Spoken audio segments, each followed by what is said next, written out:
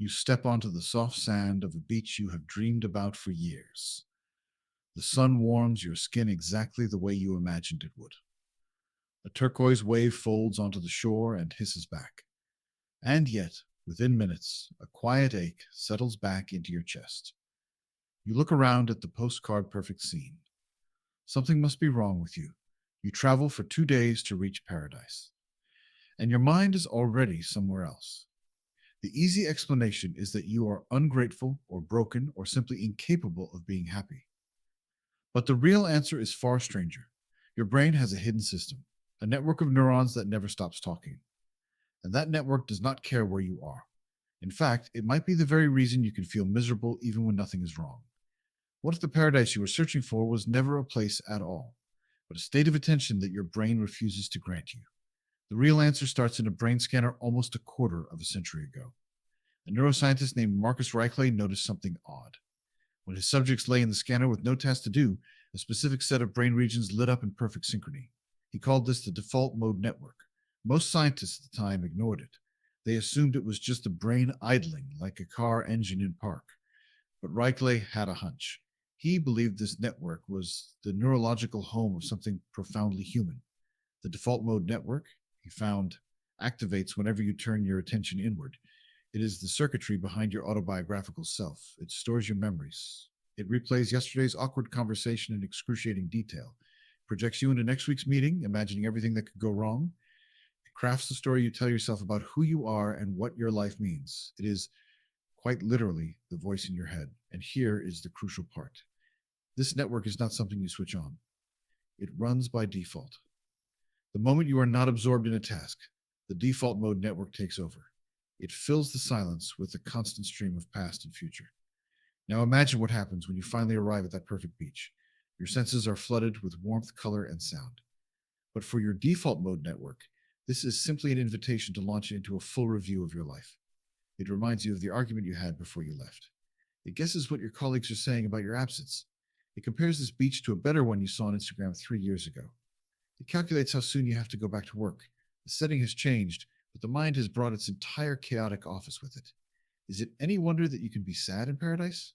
A few years after Reichley's discovery, two psychologists decided to track this directly. Their names were Matthew Killingsworth and Daniel Gilbert.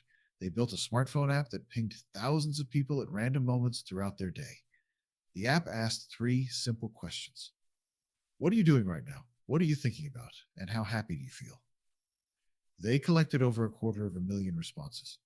What they found was a kind of statistical smoking gun. People's minds wandered away from the present moment about 47% of the time. Almost half of your waking life is spent somewhere other than where you are. And this mind wandering did something devastating to happiness. When the mind wandered to a neutral or unpleasant topic, people felt significantly less happy than when they were focused.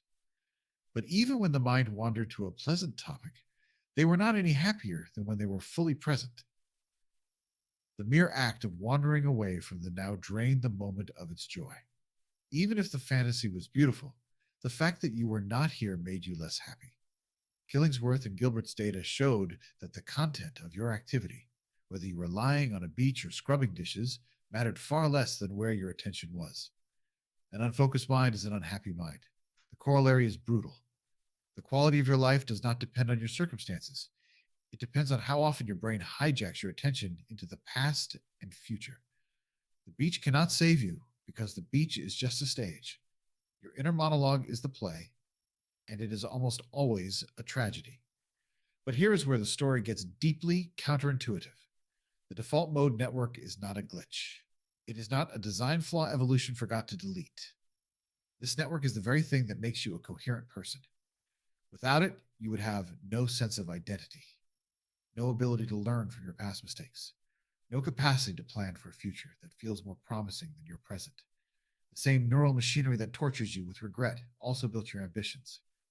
The voice that whispers you are not good enough is also the voice that nudges you to grow. You cannot simply cut it out. If you did, you would lose the story of your life. And a life without a story feels empty in a different, more terrifying way.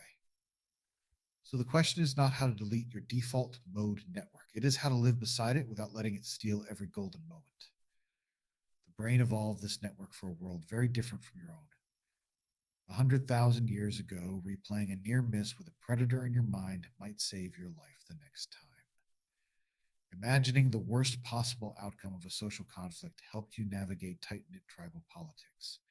The default mode network was a survival simulator. It kept your ancestors vigilant. But today, your threats are abstract, endless, and digital. Your simulation is no longer about lions. It is about email, status, and the bottomless scroll of comparison. The network runs the same program. It generates fear. It loops the memory of the one critical comment a stranger left on your post 3 months ago.